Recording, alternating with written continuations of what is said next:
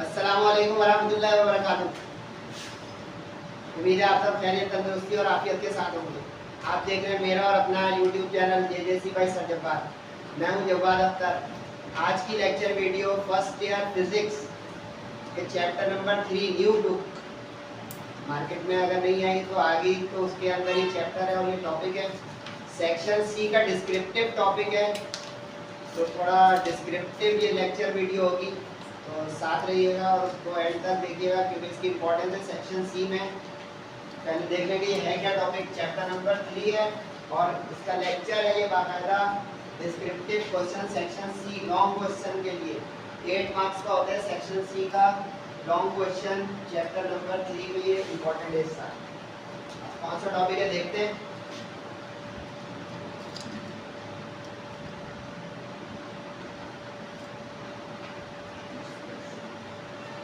Types of collision, ये definition है। पहले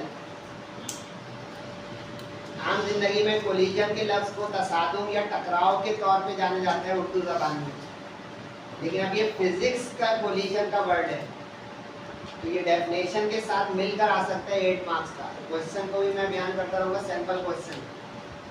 तो अब ये पहले है टाइप्स ऑफ कोलिजन कि कोलिजन कितने तरह के हो सकते हैं फिजिक्स में, क्योंकि चैप्टर का नाम है डायनेमिक्स। डायनेमिक्स का मतलब है हरकत, जिसमें कोई चीज़ चल रही हो। तो कोलिजन के लिए कम से कम 2 चीज़ों का चलना ज़रूरी है, यानी ये चीज़ दूसरे से टकराए, यानी सिस्टम बनेगा। System consisting of 2, minimum of 2। तो अब एक कोलिजन जो है उसको कहा जाता है इलास्टिक कोलिजन और दूसरा जो है उसको कहा जाता है इनइलास्टिक कोलिजन। अब जो इनइलास्टिक कोलिजन और इलास्टिक कोलिजन है इसमें बुनियादी एक फ़र्क है। इसको आप डिफरेंस बना के भी कर सकते हैं, लेकिन डिफाइन आएगा तो ऊपर नीचे लिखिएगा। डेफिनेशन अगर आप पढ़ना चाहें पढ़ लें, मैं ज़बानी समझा देता हूँ इसको। 2 चीज़ें होती हैं जिससे तय होता है कि कोलिजन जो है कौन सा है। एक लीनियर मोमेंटम और एक काइनेटिक एनर्जी। इन 2 पैरामीटर्स को आपको बहुत ध्यान रखना है, क्योंकि आगे जो डेरिवेशन आ रही है वो भी इसी पे बेस करेगी। लीनियर मोमेंटम अगर आप लोगों ने 9th 10th में पढ़ा तो product of mass and velocity is called linear momentum. And second is kinetic energy. Kinetic energy is half mv square, यानी मास और वेलोसिटी और उसके साथ हाफ है v पे स्क्वायर है। अब ये दो जो हैं, अगर ये दोनों कंजर्व रहेंगे, if both are conserve during collision, तो इलास्टिक हो जाएगा। आसान पढ़ के देखें। The collision of interacting bodies of isolated system. अभी मैं अलग से बयान कर दूंगा, ये खुद एक डेफिनेशन है कि what is meant by isolated system, during which the total linear momentum number 1 as well as kinetic energy number 2 both must be conserve. यानी टकराने से पहले और टकराने के बाद, before collision and after collision, both must be conserve. दोनों में कोई फर्क ना पड़े। यहाँ देखिए लिखा हुआ है 1 2 करके मैथमेटिकल सेंस में कि total initial momentum of the system must be equal to the total final momentum is equal to, यानी conserve. Secondly total initial kinetic energy, total kinetic energy of the system must be conserve equal to total final kinetic energy. Initial और final मतलब before collision after collision, तसादुम से पहले और तसादुम के बाद।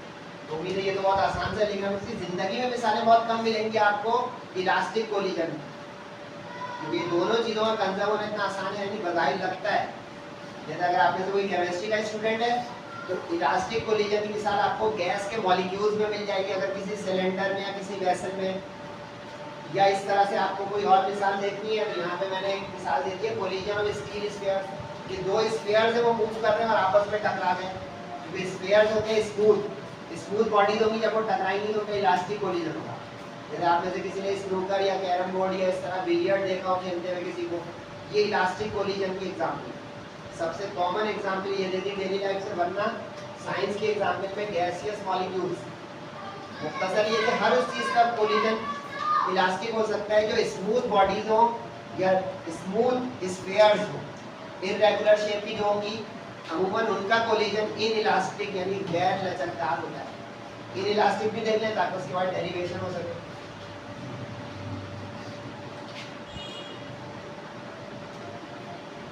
Inelastic collision, इसमें काइनेटिक एनर्जी कंजर्व ना है, नॉट इक्वल, ये फर्क याद रहती देर में। Elastic both linear momentum as well as kinetic energy conserved. Inelastic momentum is conserved but kinetic is not. Kinetic energy conserved ना रहे, यदि उस चीज की रफ्तार आगे पीछे हो गई कुछ तो काइनेटिक एनर्जी कम ज्यादा होगी। तो ये बुनियादी फर्क है।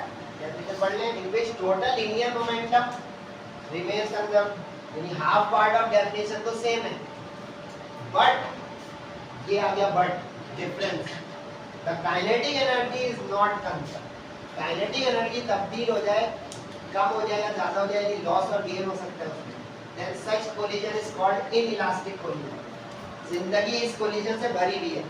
इसकी एग्जाम्पल आप जितनी भी अपने दिमाग से उल्टी सीधी भी दे देंगे वो सारी सही हो जाएंगी। मिसाल के तौर पे सड़क पे दो गाड़ियां टकरा जाए, कोई बाइक टकरा जाए, मैदान में कोई खिलाड़ी टकरा जाए, घर में आप चलते फिरते किसी बेड से, सोफे से, बिस्तर से इधर उधर कहीं मेज से टकरा जाए, ये सब कोलिजन, ये सब इनइलास्टिक कोलिजन है क्योंकि इसमें कंजर्व नहीं रहेगा। लेकिन हमने एग्जाम्पल दी ऑटोमोबाइल्स की, सड़क पे कोई गाड़ियों का तसादुम हो जाए, कोलिजन ऑफ प्लेयर्स, खिलाड़ियों का मैदान में, चाहे क्रिकेट का इतना नहीं होगा, फुटबॉल या हॉकी के मैदान में जो है कोलिजन हो जाए, तो ये सब कोलिजन कहलाएंगे इनइलास्टिक कोलिजन। ख्याल है, अब ये सिर्फ एक नंबर का क्वेश्चन कवर हुआ है। मास डिस्ट्रीब्यूशन भी बता दूं, 8 मार्क्स का अगर है और उसमें अगर डिफाइन इलास्टिक या इनइलास्टिक कोलिजन, तो ये 1 मार्क्स हो गया। अब 7 मार्क्स का बनेगा आपका डेरिवेशन का एक सवाल, तो ये आप जरा सब्र आजमाओ क्योंकि उसमें मैथ्स आएगी ठीक ठाक, तवज्जो से देखिएगा एंड तक। ये पहले डेफिनेशन देख लें इसकी, उसके बाद उस डेरिवेशन पे हम जाएंगे।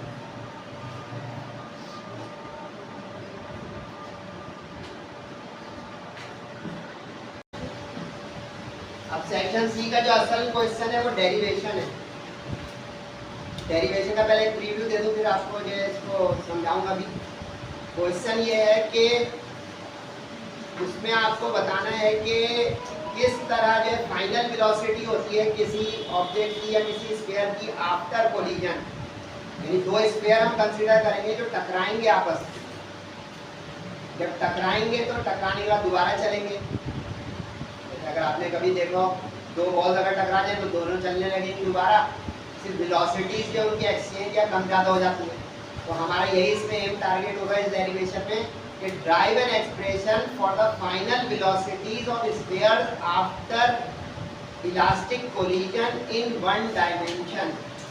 पहले सवाल समझे ताकि जवाब पढ़ने का मूड बने।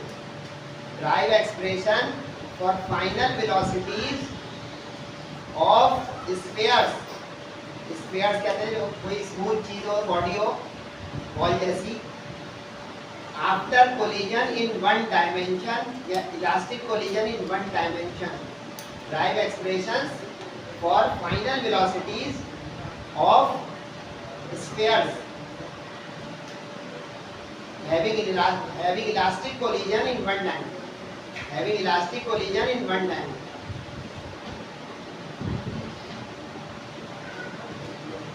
पहले इसकी डायग्राम देखें फिर आपको कॉन्सेप्ट बनेगा करना क्या।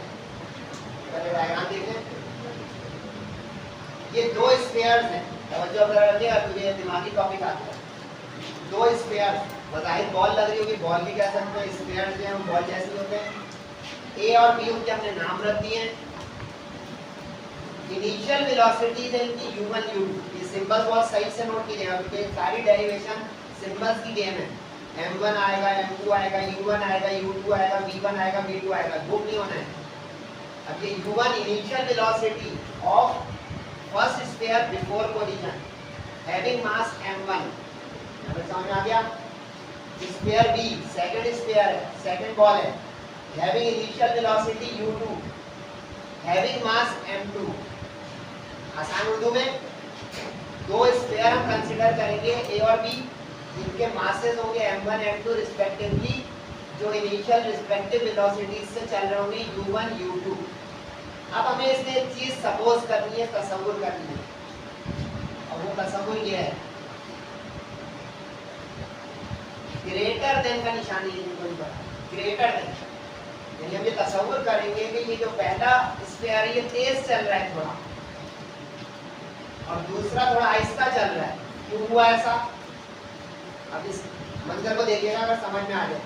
अगर अगला आहिस्ता चलेगा और पिछला तेज तो कोलिजन होगा, अगर अगला तेज चलेगा और पिछला आहिस्ता तो वो आगे निकल जाएगा और पीछे से आवाज आएंगी, हल्के हो जाना, भाई टकराना है। तो समझ में आया कि मैंने ऐसी टाइप में बोल दिया जो बोल हो रहा है उनके लिए, वरना ये लेक्चर सीरियस है भाई। अगला आहिस्ता, पिछला स्फीयर तेज हो ताकि कोलिजन हो। ये बिफोर कोलिजन की डायग्राम है। अब ये ड्यूरिंग कोलिजन, ड्यूरिंग कोलिजन जो होता है ये इम्पैक्ट होता है, इम्पैक्ट है, इसको इम्पल्स कहते हैं फिजिक्स की तरह। Impulse for a very small interval of time bodies come in contact, that is impact और इम्पल्स। एक लम्हे के लिए ये दोनों टकराए, इस मंजर को समझने की कोशिश कीजिएगा जो मैं दिखाने की कोशिश करता हूँ कि ये दोनों टकराए एक लम्हे के लिए और फिर चल रहे हैं। ये दोनों आए टकराए एक लम्हे के लिए और फिर दोबारा चल रहे हैं। अब after collision their new velocities become v1 and v2 respectively, यानी changed velocities। अब जो रखिएगा changed velocities, क्योंकि अगर अब तसादुम होगा तो उसी रफ्तार से नहीं चल पाएंगे जिससे पहले चल रहे थे, क्योंकि एक को धक्का पड़ा है और एक आहिस्ता हो जाएगा, एक तेज हो जाएगा। डेली लाइफ की ऑब्जर्वेशन। तो they start to move with new velocities, final velocities v1 and v2 respectively। अब इसलिए देखें आफ्टर कोलिजन। अब ख्याल रहे डायग्राम 2 मार्क्स की होगी सेक्शन सी में, 8 मार्क्स का क्वेश्चन है। अगर डिफाइन आ गया इलास्टिक इलास्टिक का तो 1 नंबर, डायग्राम फेयर है, सही से बनाइएगा 2 नंबर। अब 5 मार्क्स की बनी डेरिवेशन जो आएगी, ये डायग्राम सही से बनाए, इसका मैं आपको आधा मिनट दे रहा हूँ। ये दो स्फीयर बने ए और बी, उसके masses m1 m2, u1 u2 initial velocities, they come in contact. ये जो रेड बनी ये फेयर है, ये हमारी ओरिजिनल डायग्राम में नजर नहीं आ रहा है, ये फेयर है कि इंपैक्ट हो रहा है और जो तसादुम के बाद आगे अलग हो रहे हैं, ये ड्यूरिंग कोलिजन का। अब इसके बाद they again move forward in one dimension. One dimension क्यों इसकी हेडिंग लगी हुई है? Elastic collision in one dimension, घूमना मना है।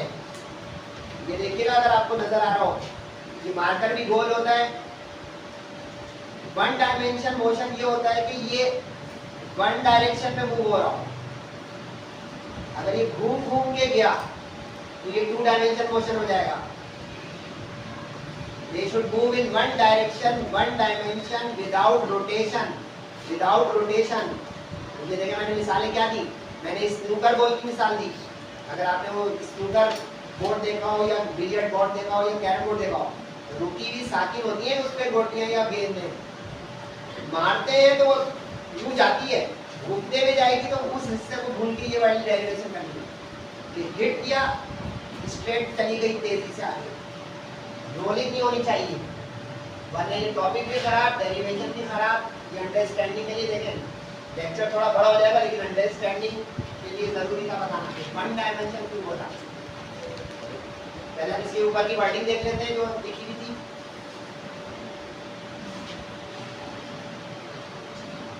Consider two smooth spheres A and B, वही लिखा हुआ है जो मैंने अभी एक्सप्लेन किया था, फिर भी आप लोग लिख सकते हैं, देख सकते हैं कि क्या लिखा हुआ है।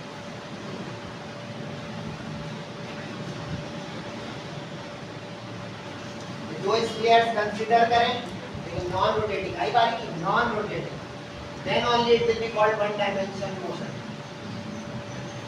respectively masses m1 m2 along the line joining center। देखा एक रुख पे जाएंगे, ये भी ना कि एक ऊपर से गुजर रहा है नीचे से, एक लाइन पे जाएंगे तो टक्कर होगी ना भाई। मैं इधर जा रहा हूँ उधर जा रहे तो तसादुम कैसे होगा? अब सपोज कि u1 u2 से बड़ा था कि तसादुम हो,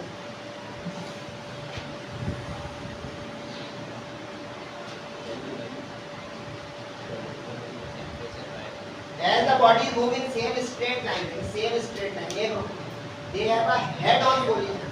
head on collision ये होता है कि ऐसे टक्कर होता है, एक साइड ऑन कोलिजन होता है। साइड ऑन कोलिजन नहीं होना चाहिए, अब डेरिवेशन शुरू होगी, तवज्जो रखिएगा। अच्छा, इस डेरिवेशन को आसान बनाने की मैं कोशिश करता हूँ, लेकिन ये है थोड़ी ट्रिकी डेरिवेशन।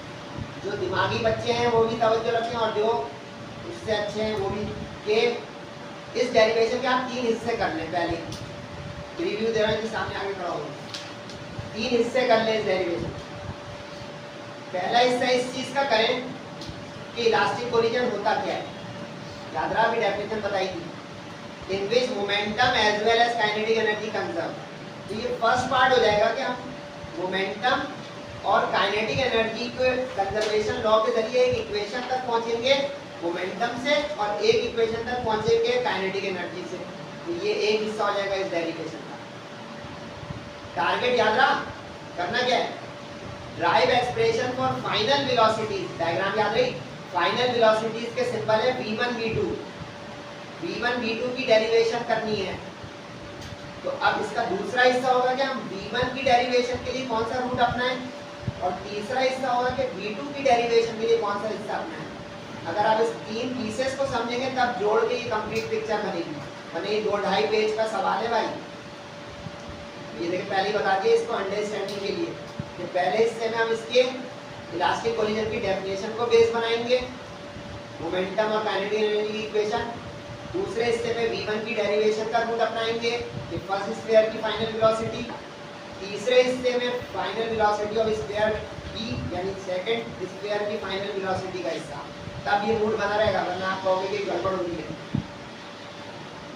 तो अब थ्योरी याद करें पहले। मोमेंटम क्या होता है, मास इनटू वेलोसिटी। सिस्टम कितनों से बना है, 2 से।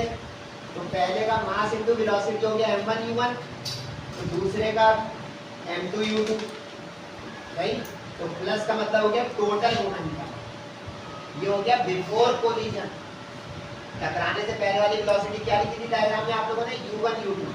ओके, अब आफ्टर कोलिजन क्या लिखी थी डायग्राम में, v1 v2, m1 v1 final momentum of sphere a, m2 v2 final momentum of sphere b।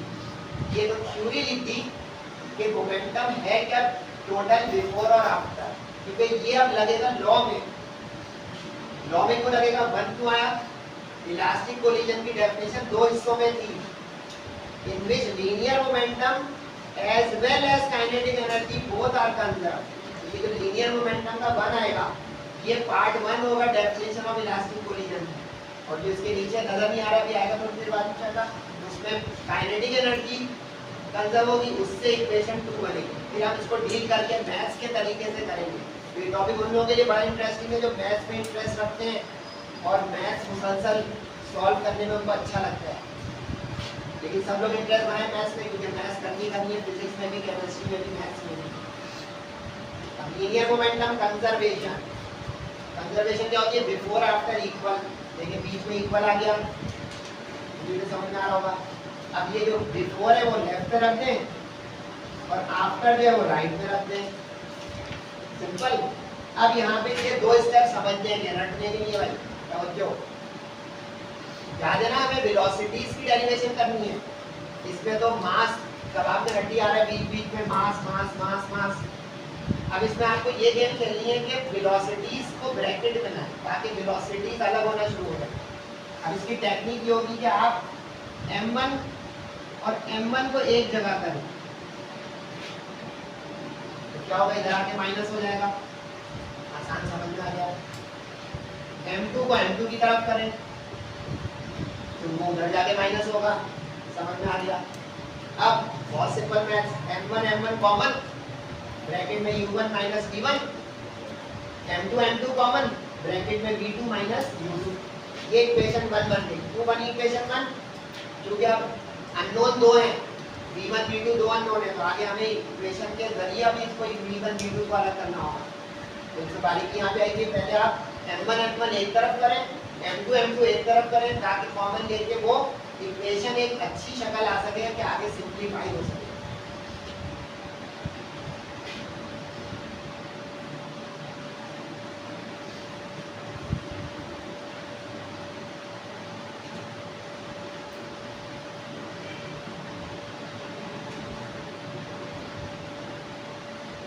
तो ये पहला हिस्सा था। दूसरे हिस्से में अब हम काइनेटिक एनर्जी देखेंगे।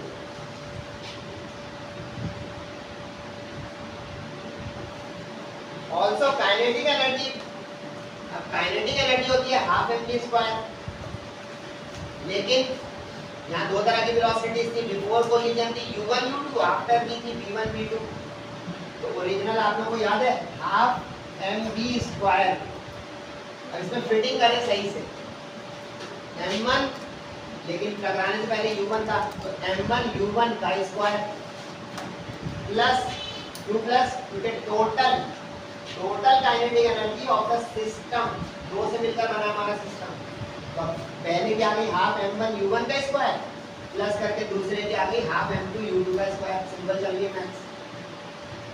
अब इसी तरह आफ्टर कोलिजन क्या थी वेलोसिटी, v1 v2, डायग्राम सही से देखिएगा तब ये हो रहा है ना, मैं यहाँ से डायग्राम बोल रहा हूँ। बिफोर कोलिजन में u1 u2 velocity, after collision में v1 v2, तो वहां से आ गई काइनेटिक एनर्जी m1 u1 का स्क्वायर, m2 u2 का स्क्वायर बिफोर, और m1 v1 का स्क्वायर और m2 v2 का स्क्वायर आफ्टर। अब ये क्यों निकाला, क्योंकि ये सेकंड पार्ट ऑफ डेफिनेशन थी, kinetic energy as well is conserve. तो इज इक्वल टू के दो तरफ रख देंगे इसको हम, ताकि एनर्जी कंजर्वेशन का पार्ट इलास्टिक कोलिजन का फुलफिल हो सके। इलास्टिक कोलिजन में एनर्जी कंजर्व रहती है। ये देखिए आप लोग, इसके नीचे के मैथ्स क्या चलेगी, इसमें थोड़ी ज्यादा चलेगी क्योंकि हाफ भी है, क्योंकि इसमें हाफ भी आ रहा होगा गिनती का, वो ज्यादा टाइम लेगा।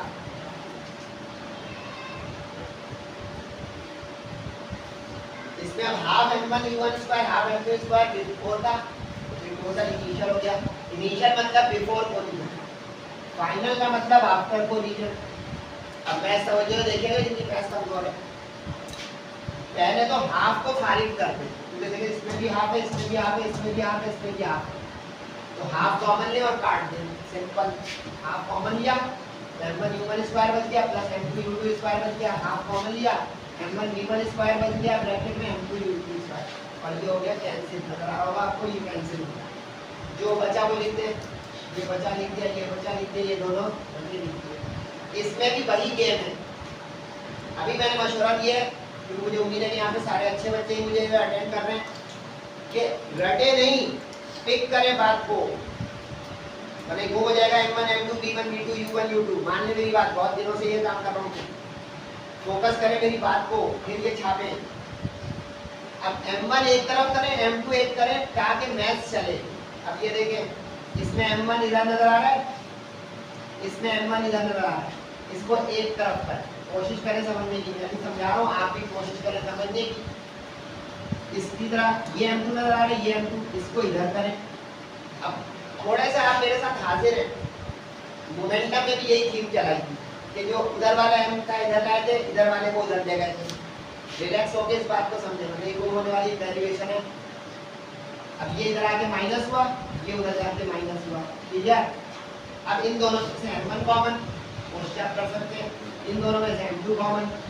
अब यहाँ एक मसला आ गया, a² माइनस b² की शक्ल आ गई, जो कि एक फॉर्मूला होता था हमारा अलजेब्रा, मैथ्स भी चल रही है भाई, मशहूर हमारा फॉर्मूला a² माइनस b² का। अब और करें u1² माइनस v1², इसमें ये a का काम करेगा, ये b का, इसमें v2² माइनस u2², ये a का काम करेगा, ये b का। अब a plus b, a minus b, a plus b, a minus b।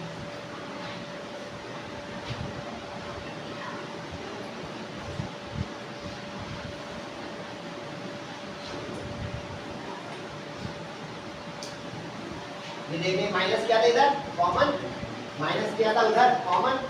अब ये a plus b, a minus b, ये तो बताया, फिट करें, a प्लस b यहाँ, a माइनस b यहाँ, क्या गया इस तरह वहाँ पे a प्लस b यहाँ, a माइनस b यहाँ। ये इक्वेशन हो गई। तो यहाँ तक समझ में आया? इक्वेशन मैंने अपने मोमेंटम को लेके बनाई, इस तरह के m1 एक तरफ करते हैं, m2 एक तरफ करते हैं, इसलिए काइनेटिक एनर्जी को लेके एक इक्वेशन बनाई, m1 को एक तरफ करते हैं, m2 को एक तरफ करते हैं। अब इनका करें क्या, याद रही थी जब में वेलोसिटी की तलाश है। अब हम डिवाइड कर देंगे, क्यों करेंगे, क्योंकि गौर किया आपने, मैंने m1 को बाहर क्यों खींचा है ब्रैकेट से और m2 को, क्योंकि डिवाइड एक ऐसा ऑपरेशन है कि mm को काट देगा, रास्ता क्लियर हो जाएगा कि m हट जाएगा बीच में से।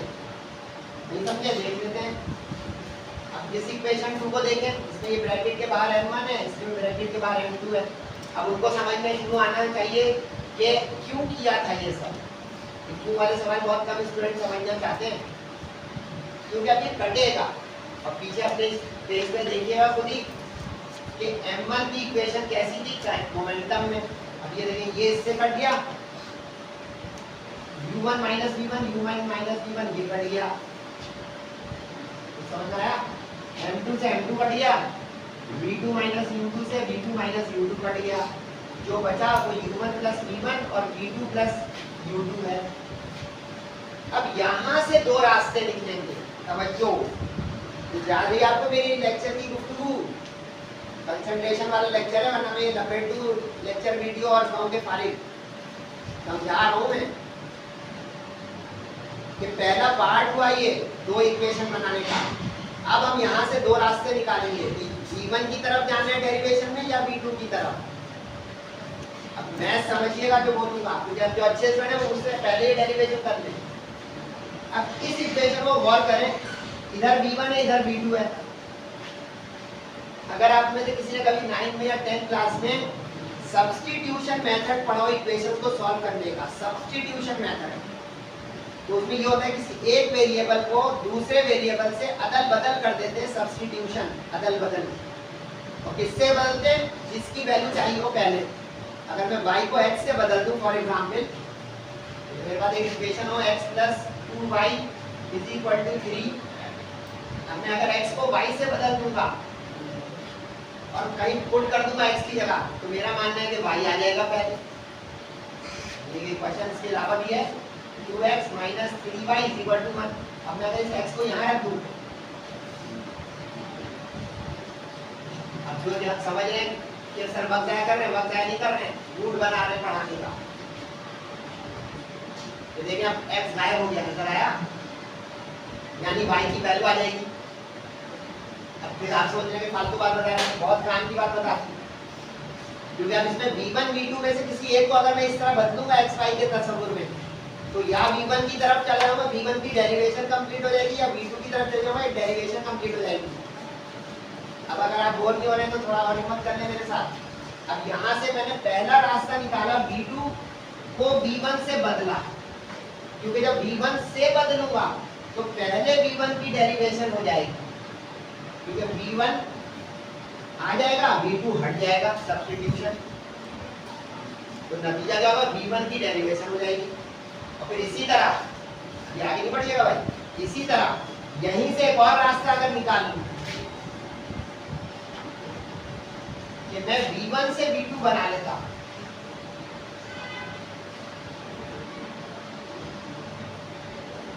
ये कि मैं u1 को उधर माइनस में ले जाता, तो अब देखिए v1 v2 से बदल जाएगा, तो v2 की डेरिवेशन हो जाएगी। तो पहले माइंड बनाएं, आपको लेक्चर तो बहुत मिल जाएंगे, छपाई वाले लेक्चर ज्यादा मिल जाएंगे, समझने वाले कम मिल जाएंगे, मेरा अपना ख्याल है। लेकिन चले आप फिर भी छापना चाहते हैं तो वही देखते हैं।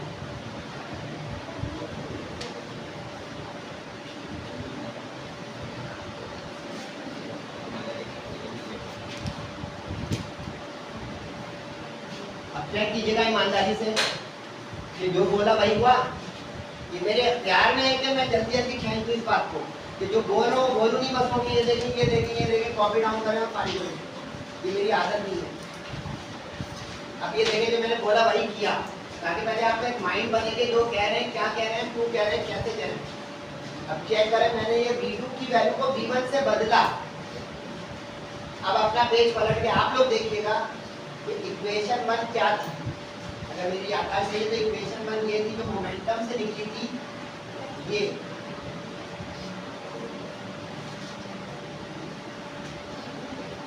आपको अपना पेज पर रख के देख लीजिएगा, ये होगी इक्वेशन 1। अब गौर करें, इसमें v1 भी है v2 भी है। ये मैंने क्यों किया?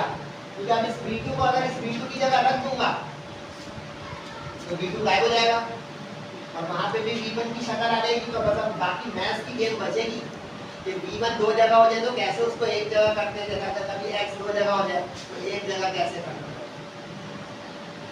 फिर भी समझना है। देखिए भाई समझते हैं, इस v2 की जगह ये पुट कर दिया u1 plus v1 minus u2, सही है जी।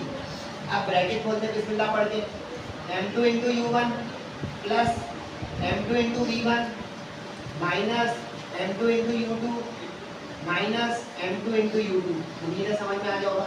ब्रैकेट इसलिए लगाया ताकि पता चले कि इस v2 की जगह पे रखा है वो जो वहां से निकाला था। अब मैथ से फिर भी देख लें। अब v1 की तलाश है, याद रखना v1 कितनी जगह नजर आ रहा है आपको, एक जगह और दो जगह आया ना। एक तरफ कर ले, ये वाला अपनी जगह रहा, ये इधर आके माइनस हो गया, ओके। उसके बाद ये वाला जो m1 u1 इधर का ये उधर जाके माइनस हो गया, ये भी ओके। ये वाला m2 u1 अपनी जगह, ये भी ओके। ये एक और एक मिलकर एक जैसे हैं, सेम है, तो 1 माइनस 1 2 हो गया, 0 नहीं, क्योंकि दोनों के साथ माइनस है। तो बात समझ में आ रही है। ये इधर लाया हूँ और ये उधर ले गया हूँ ताकि v1 एक तरफ हो जाए, बगैर v1 एक तरफ हो जाए। तो याद रहा फिल्म का नाम क्या है और हीरो हीरोइन कौन है। v1 v2 की तलाश, v1 की तलाश में निकला हूँ। अब माइनस और v1 कॉमन, इधर से माइनस कॉमन ताकि माइनस पहले कट जाए, v1 बाहर आ गया। जब माइनस कॉमन आता है तो साइन चेंज होता है, सबको आता होगा मतलब। तो ब्रैकेट में रह गया m1 प्लस m2। इसी तरह इसमें से माइनस बाहर ले लेंगे तो ये प्लस हो जाएगा, ये माइनस हो जाएगा, ये प्लस हो जाएगा, ओके हो गया। अब बहुत करीब है मंजिल, ये m1 m2 प्लस, लेकिन यहाँ पे देखिए दो जगह u1 आ गया। एक ही चीज दो जगह नहीं चाहिए, इसको कॉमन ले लें ताकि m1 माइनस m2 के साथ u1 एक दफा आ जाए। अब बहुत ही करीब मामला, v1 चाहिए, ये उधर जाके डिवाइड हो जाएगा, इसके भी अपॉन में आ जाएगा m1 प्लस m2, इसके भी आ जाएगा अपॉन में m1 प्लस m2। डन। कुछ पता चला करना क्या था और कर क्या दिया। Write an expression for the final velocity of sphere A after collision, that is v1। टकराने के बाद इलास्टिक कोलिजन वन डायमेंशन में टकराने के बाद फर्स्ट स्फीयर की वेलोसिटी, सेकंड की भी यही अब टेक्निक होगी जो मैंने अपने रेड पेन से किया था, वो आप कर सकते हो। अगर इसमें से v1 को v2 से बदल दो और उसी तरह इस इक्वेशन में इस जगह पे पुट कर दो तो v1 v2 से बदल जाएगा, तो v2 की डेरिवेशन हो जाएगी। ये मत समझे कि मैं आपको होमवर्क दे रहा हूँ, अभी दिखा दूंगा, पहले इस पे गौर करने या कॉपी करने वरना वीडियो को पॉज करके भी देख सकते हैं।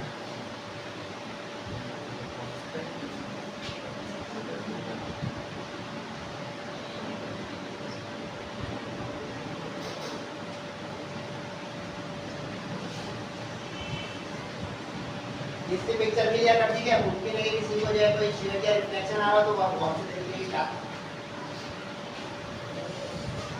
v1 in terms of u1 and u2, the final velocity initial velocities की टर्म और masses आए ब्रैकेट में कॉमन।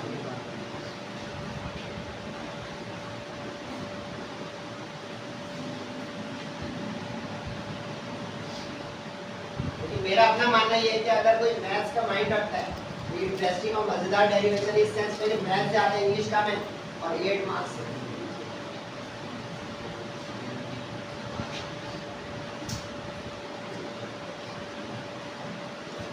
v2 को भी देख ले भाई,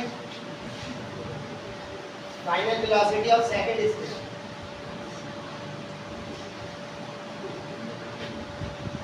ये देखो थोड़ी देर पहले मैंने यही बोला था, जब इसमें से v1 को v2 की शक्ल में कन्वर्ट कर दे तो ऊपर हमारी इक्वेशन आएगी भाई, तो देखिए v2 उधर जाके प्लस और u1 माइनस। अब इसको उसी जगह रखना है, अलग अलग जगह नहीं रखना है। ये दो रास्ते हैं, ये पार्ट 3 आ गया उस डेरिवेशन का, पार्ट 2 ताकि इस रास्ते में आऊंगा v1 ड्राइव हो जाएगा, इस रास्ते में आऊंगा तो v2 ड्राइव हो जाएगा।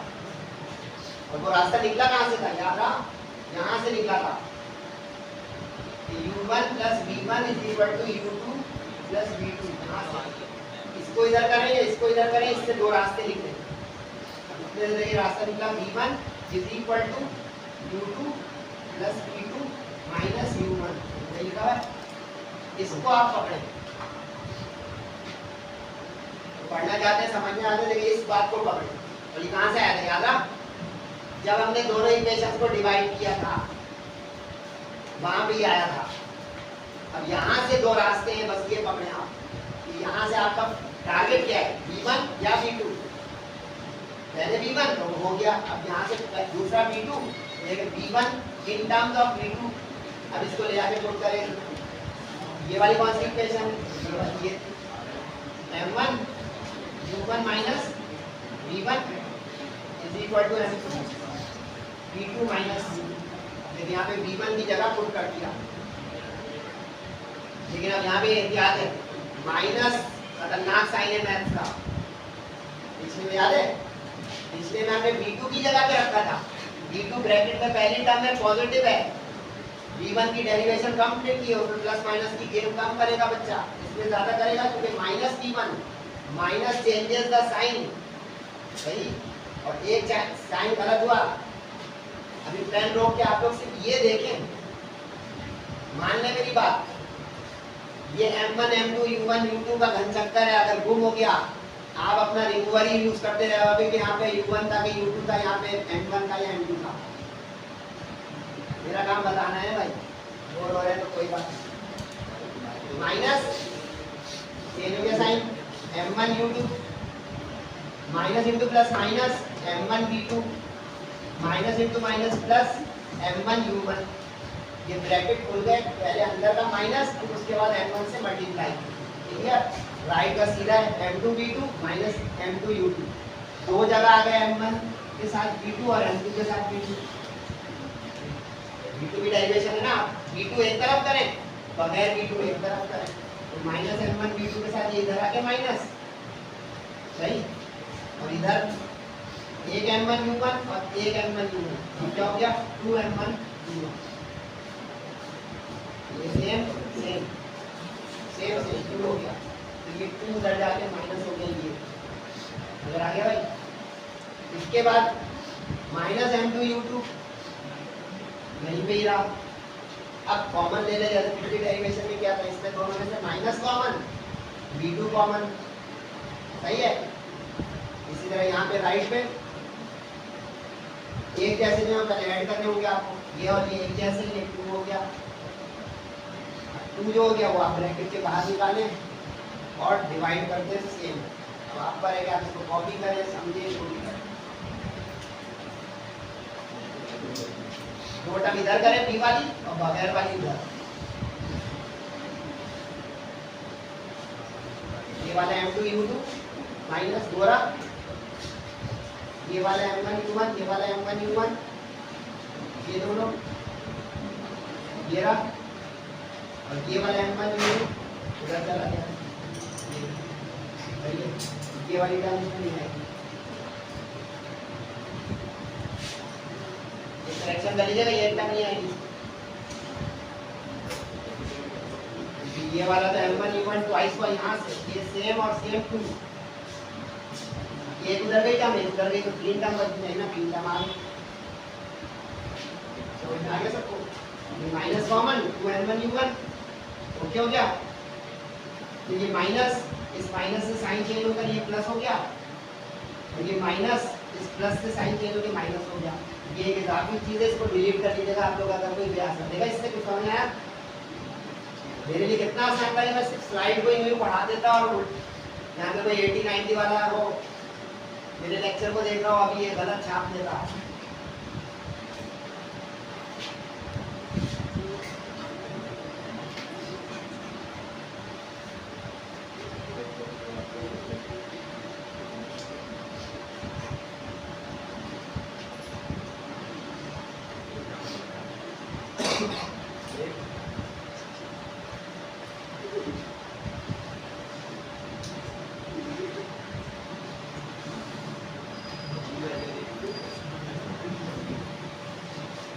इसके वो किया है कि जिन्होंने एंडिंग को नहीं देखा वो देखो, ये P2 की यानी सेकंड स्क्वायर की आफ्टर पोजीशन डेरिवेशन,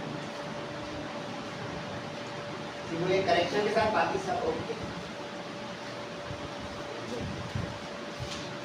लेकिन इसको समझने में क्या था, क्वेश्चन का जो मैं आपको एक दो फॉर्मेट बता दूं, इसको जरूर प्रैक्टिस कीजिएगा क्योंकि सेक्शन सी का ये बहुत इंपॉर्टेंट क्वेश्चन है, एवरग्रीन, हर साल पुरानी बुक में भी था, नई बुक में भी है, चैप्टर 3 का। अब इसके जो क्वेश्चन है एक दो सैंपल तो बता चुका हूँ। कभी ये होता है कि इसमें एक डेरिवेशन मांगे एक ना मांगे, तो जरा बहुत ध्यान से सुने जो लोग बोर होकर सोने की कोशिश कर रहे हैं। Drive an expression for the final velocity of sphere B. अब V1 जिसने ड्राइव किया नेगेटिव मार्किंग हो जाएगी भाई, दोबारा बोल दूं, Drive an expression for the final velocity of second body, second sphere, second ball B. अब अगर इसमें आपने वो छपाई का अंदाज या रेक्टिफिकेशन का अंदाज, तो उसमें तो भाई ए से होते हुए हम बी की डेरिवेशन पे आए थे, ब्रेक फेल वो पूरा काट देगा टीचर, और काटेगा नहीं, सिर्फ फर्स्ट सेकंड ईयर में क्या होता है पता है ना आपको, मार्किंग का अंदाज, वो ए को काटेगा भी और नेगेटिव मार्किंग भी करेगा। ये केस ऑफ चीटिंग तो नहीं है, देखिए मैं आपको गाइडलाइन भी दे रहा हूँ। अगर केस 2 पूछा यानी उसने डेरिवेशन ऑफ B2 पूछा, तो आपने जहाँ पे वो इक्वेशन 4, 5 बनाई थी ना, तो जो भाई वो इशारे कर रहा था और कुछ स्टूडेंट हंस रहे थे, कि ना भी हंस रहे, मुझे क्या पता भाई, मैं इधर खड़ा हूँ कैमरे के,